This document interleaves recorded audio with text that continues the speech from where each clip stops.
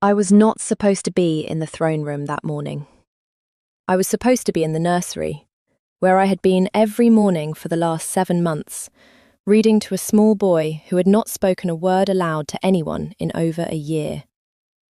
The steward had found me on the stairs, with a book under my arm and a slice of bread in my hand, and he had said the king required a message delivered to the high seat, and there was no one else, and would I please?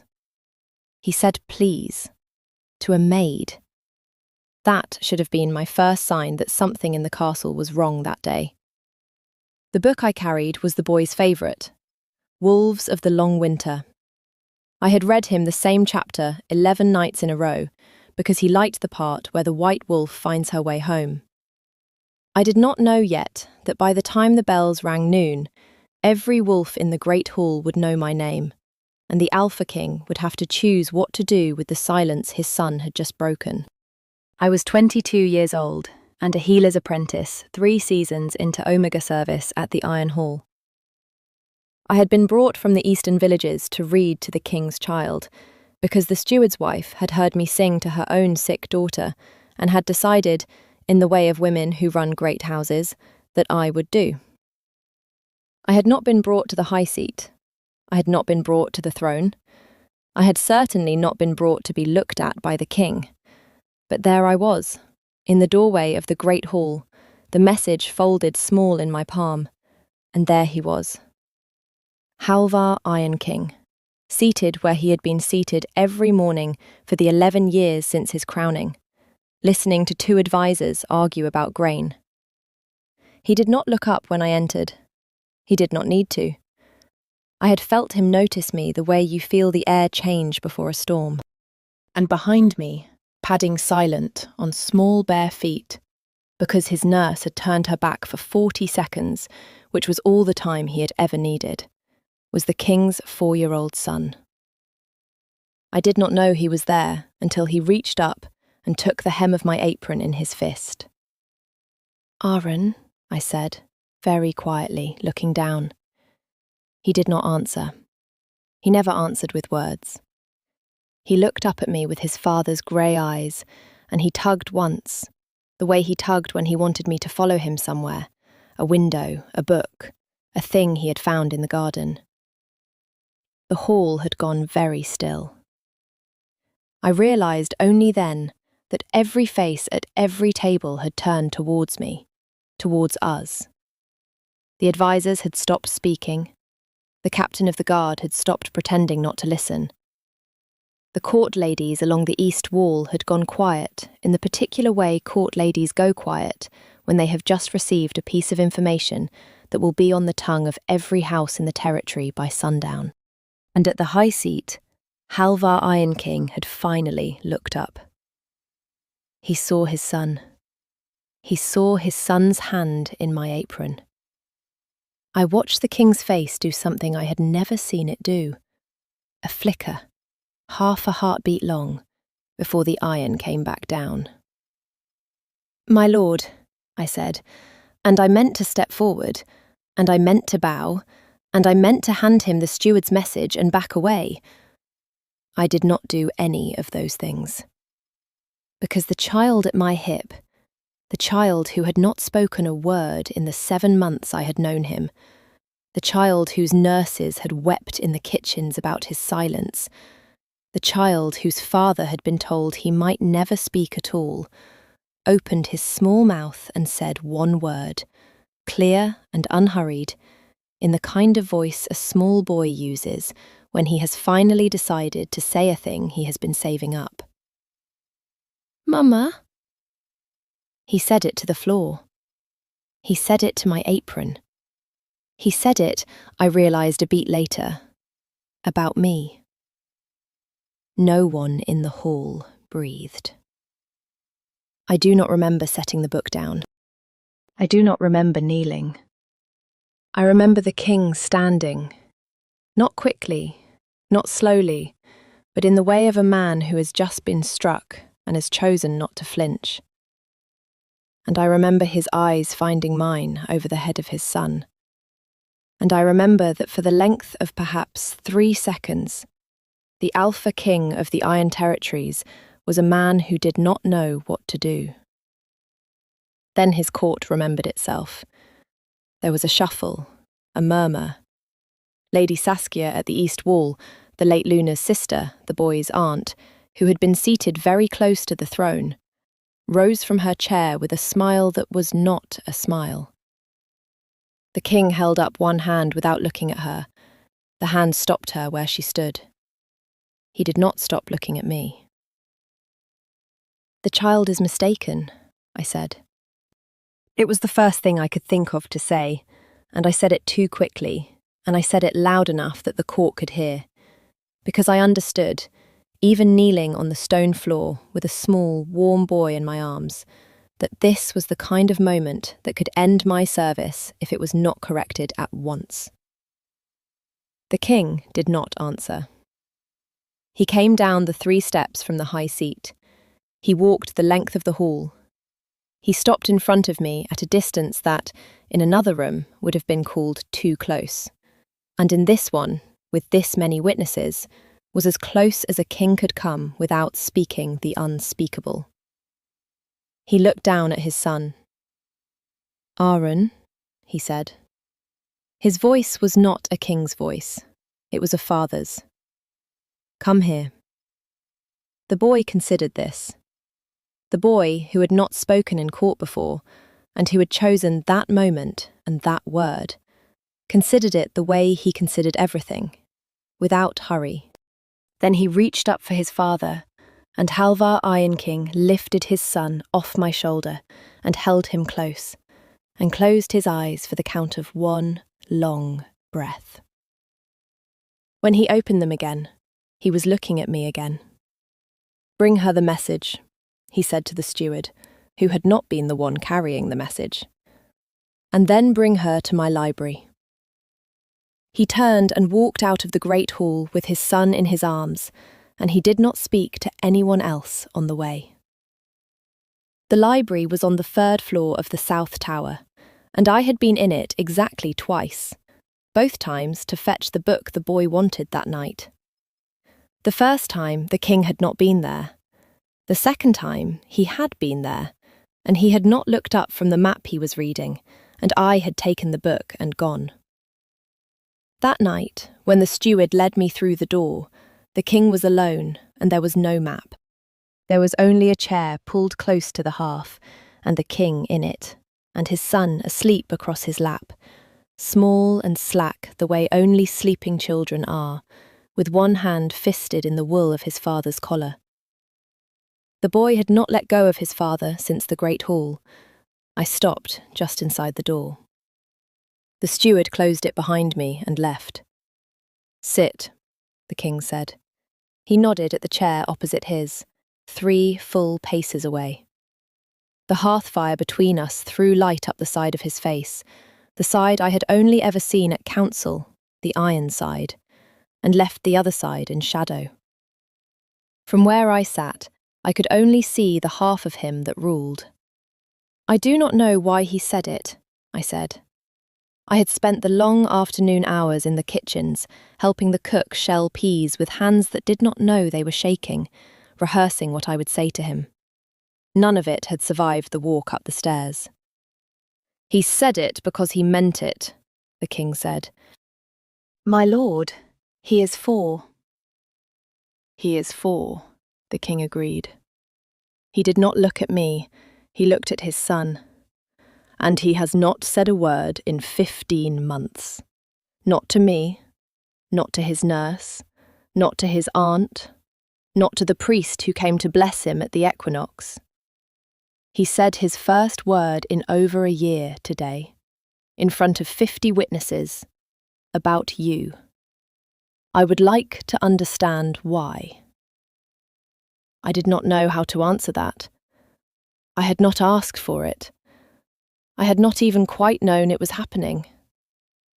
I had read to the boy at night because I had been told to. He had crawled into my lap the 2nd week because no one had stopped him. He had begun to fall asleep there because the cook left the nursery door open and the kitchen was warm. None of it had been a plan. "I read to him," I said. That is all I have done. I read to him. Sometimes I sing. Sometimes when he cannot sleep, I tell him the wolves in the corner of the room are friends. That is the whole of it, my lord. The king was quiet. Then he said, "Do you know what his mother looked like?" He said it without the inflection of a question. He said it the way a man asks a thing because he has been carrying it a long time and has finally found someone to set it down in front of. "I have seen the painting in the hall," I said, carefully. "Yes." "Tell me," he said. "My lord, I do not. Tell me what you saw." I looked at him. The light from the hearth caught the side of his face I had not been looking at. He was not iron at all on that side. He was a man who had asked a question because he needed an answer, and who had not asked the question of anyone else because there was no one else in his hall he would ask it of. So I told him. I told him about the dark braid in the painting, and the green dress, and the small smile at the corner of her mouth, and the way her hand rested on her belly, because the painting had been made when she was carrying Aaron. The king listened to me. He did not look at me. He looked at his sleeping son. When I was done, he said, "He does not remember her." "No, my lord. He was 2 when she—" He stopped. He did not finish the sentence. He shifted the boy a little in his arms. "He has been told. He has been shown her face. He has been told her name every season. He does not remember her." "I know, my lord." "And I would like to know," the king said very quietly, "why he said it today." I sat with that. I sat with it for what felt like a long time. The hearth crackled. The boy breathed. Somewhere in the south tower a bell rang the hour. "I think," I said slowly, "that he did not say it because he remembered her. I think he said it because he did not." I had not meant to say it that bluntly. I watched his face for the cost of it. He nodded once. "Yes," he said. He looked at me then. For the first time since I had walked into his library, the Alpha King of the Iron Territories looked at me directly. And what I saw in his face was not what the court had seen at the high seat. The court had seen iron. The court had seen the man who chose not to flinch. I saw the man who had been waiting 15 months for his son to say any word at all. "Thank you," he said. "My lord," I said, "I did not do anything." "You did," he said. "You read to him. You sang to him. You told him the wolves in the corner of his room were friends. You let him fall asleep on you because the kitchen was warm. I have been told every night what my son does and does not do, and the only word in any of those reports that meant anything to me was your name, every night, attached to the only place in this hall where my son will sleep." He was very still as he said it, the kind of still that costs something to maintain. "I did not know you knew my name," I said. "I have known your name since the first week you were here," he said. "I have not used it because I did not know what to do with it. I am still not certain." I did not know what to say to that. He looked back down at his son. "You may go," he said. "It is late. The boy will sleep tonight. I will sleep tonight. Tomorrow I will have to decide what to tell my court." I rose. I went to the door. My hand was on the latch when he spoke again. "Mira." I turned. He had said my name once. He had used it like it was a thing he had decided in that moment he was permitted to say. The hearthlight moved on his face. "He said it about you for a reason," he said.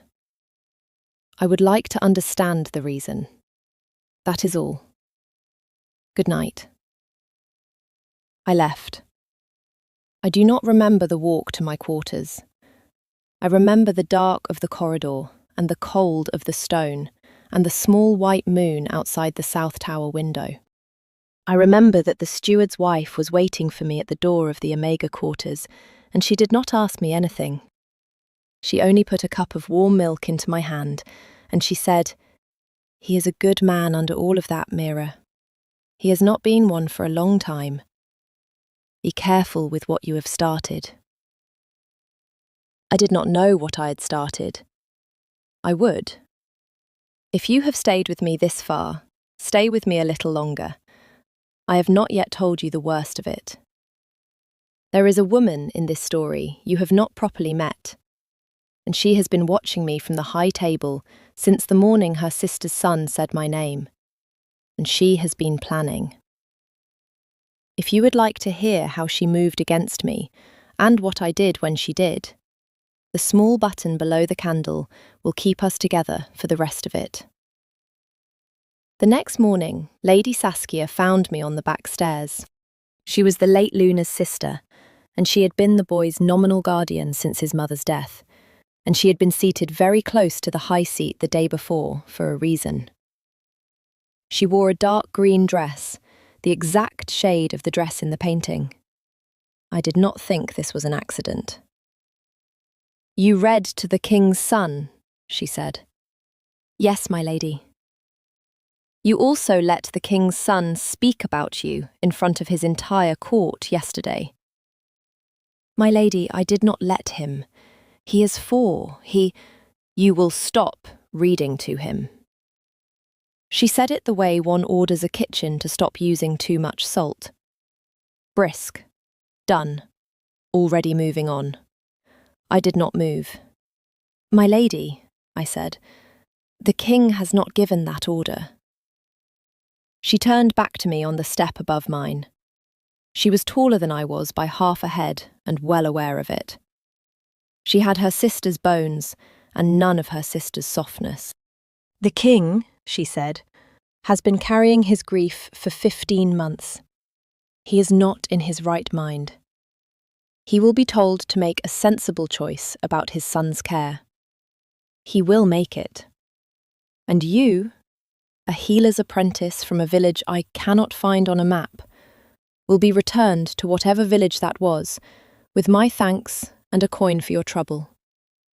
Today, if I can manage it, within the week regardless."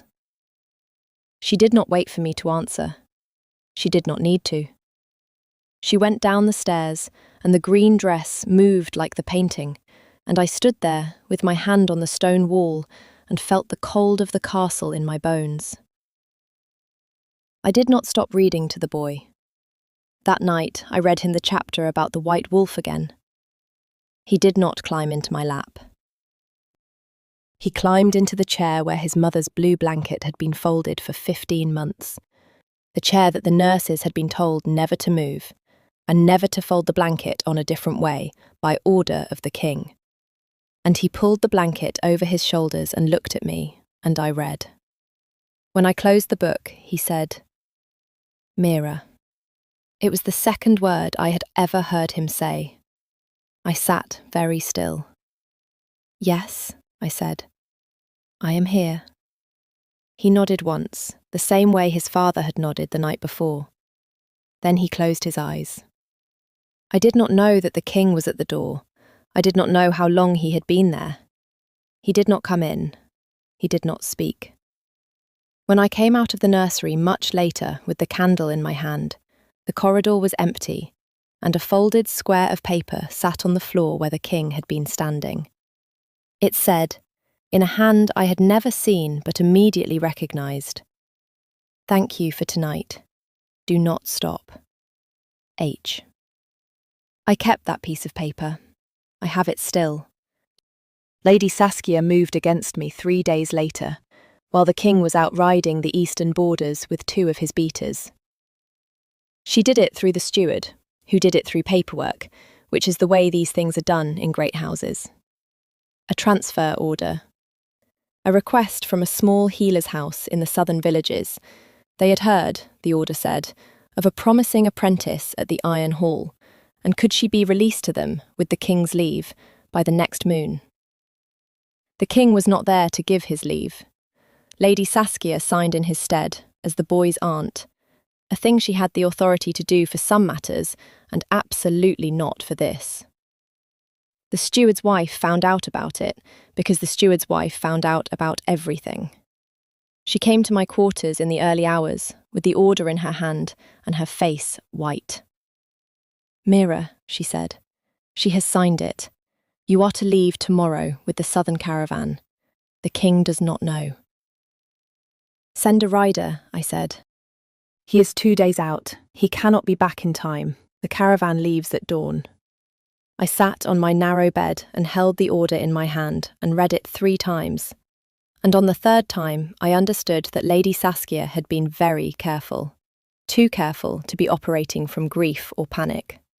She had been planning this for some time, possibly since the day in the Great Hall. I thought about going quietly. I thought about it for almost a full minute.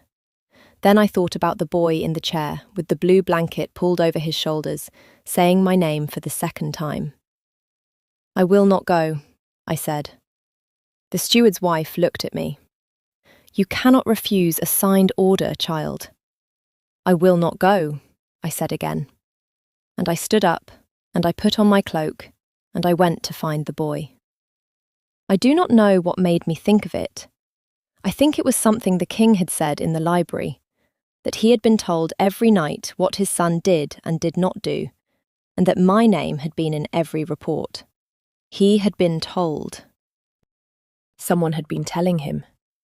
Someone who knew the boy's nursery well enough to know that I was the one keeping him there at all. I went to the nursery. I woke the boy. I told him very quietly that we were going to do something together, and that he was going to have to be brave, and that I would be with him the whole time. He looked at me with his father's grey eyes, and he held out his arms, and I lifted him up. I carried him to the great hall. It was empty at that hour. The king's chair on the high seat was empty, the east wall was empty, the braziers had burned down to red. I sat the boy on the king's chair. I sat him on it. The wolf throne. The seat of the Alpha King of the Iron Territories. I put him down on it like he was a child being put down on his own bed, because that is what he was. A child whose father's chair was his by every law of pack and blood, and I sat on the step below him with my hand on the side of his small foot. And I waited.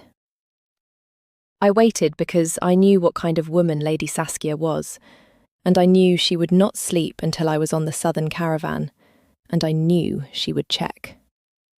She came in just before dawn. She came in with a lantern, and she came in fast. And when she saw the boy sitting on his father's chair, she stopped so quickly her lantern guttered.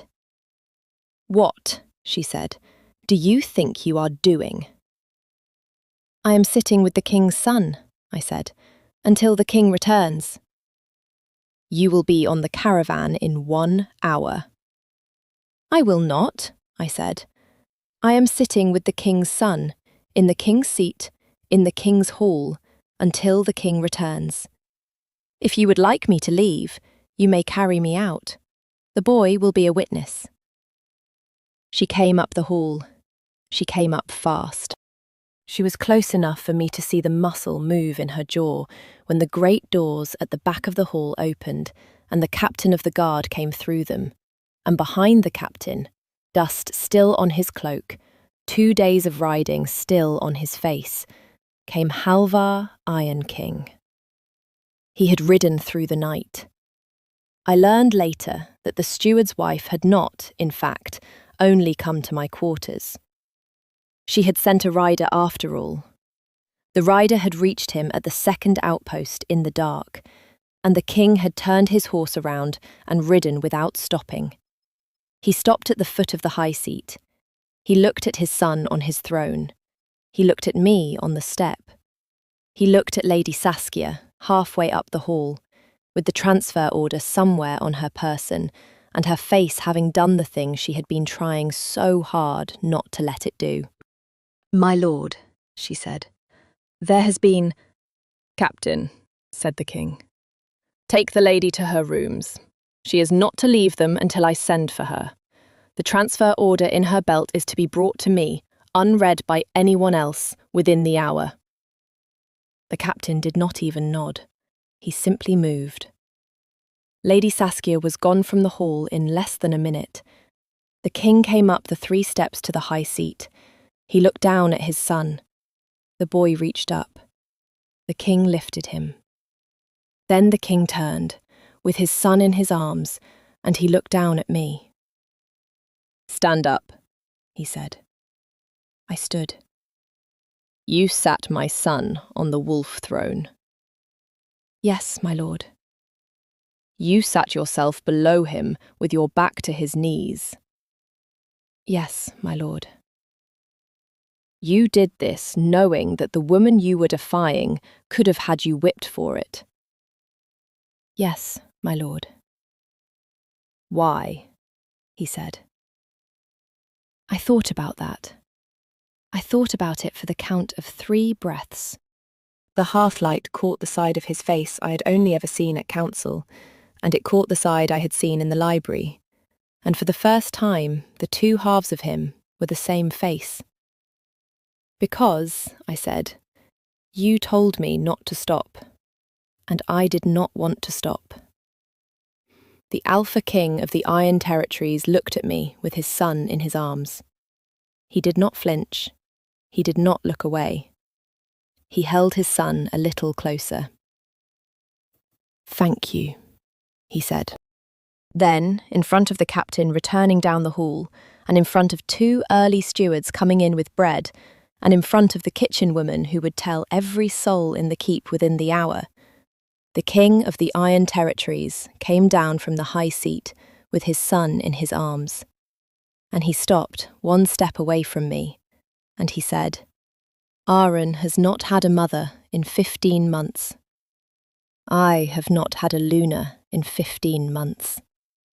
If you will stay, if you will choose to stay, I would like to ask you, properly, when the hall is full and the court is watching, to be both." He stopped. "Not because my son said the word," he said, "because I've wanted to ask you since the night you told me what was in the painting and did not pretend you had not seen it. Because you sat below my son tonight and put your hand on his small foot like he was yours to guard.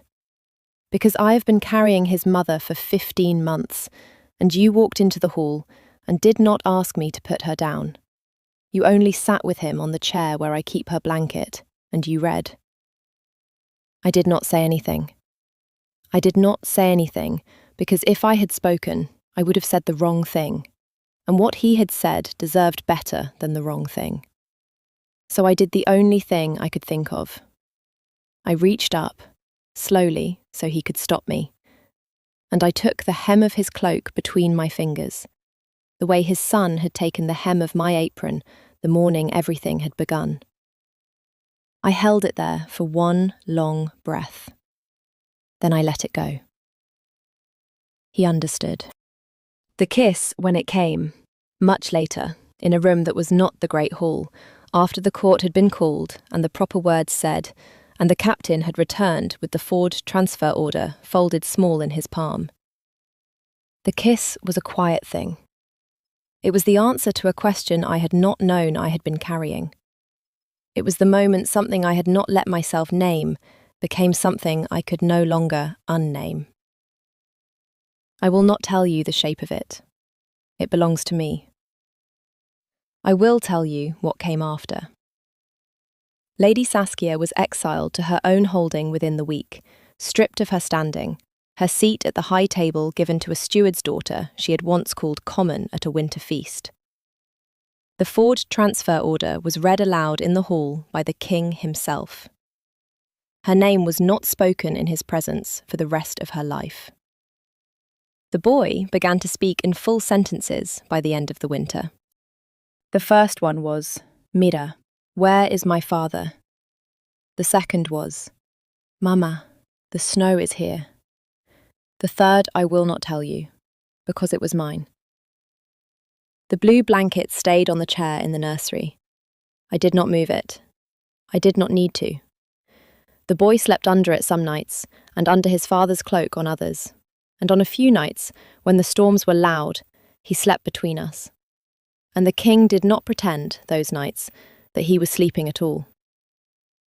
A year after the morning in the great hall, a letter came from the eastern villages, addressed to Mira the healer's apprentice, asking if she had heard that the king of the Iron Territories had finally taken a Luna, and could she send any word of what the woman was like.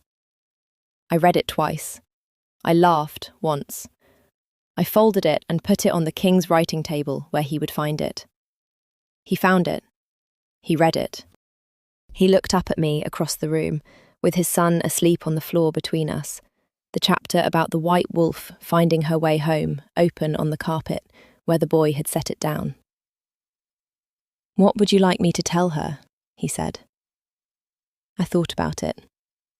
Tell her, I said, that the king's Luna is dry and observant and not especially patient with court manners. Tell her that she reads to the boy every night. Tell her that the boy calls her Mama in front of the entire court now, and no one in the hall holds their breath anymore. Tell her that she did not expect any of this. Tell her that she is, on most days, very glad. He smiled at me. He did not smile often. He had not smiled at all, I was told once by the steward's wife, in the 15 months before I came to the Iron Hall. He smiled at me that evening, across the carpet, with our son asleep between us and the moon coming up white over the south tower, and I thought, as I had not been able to think on the first morning when a small boy had taken hold of my apron and said the one word that had changed everything. I thought, oh, so this is what it feels like to be chosen. Tell me, did you see it coming? Did the boy give it away in the first scene, or did Halvar? I want to know which of them you fell for first. Stay with me here. Subscribe if you want her side of the next story. The Iron Hall has more rooms than I have shown you, and there are more nights I have not yet told.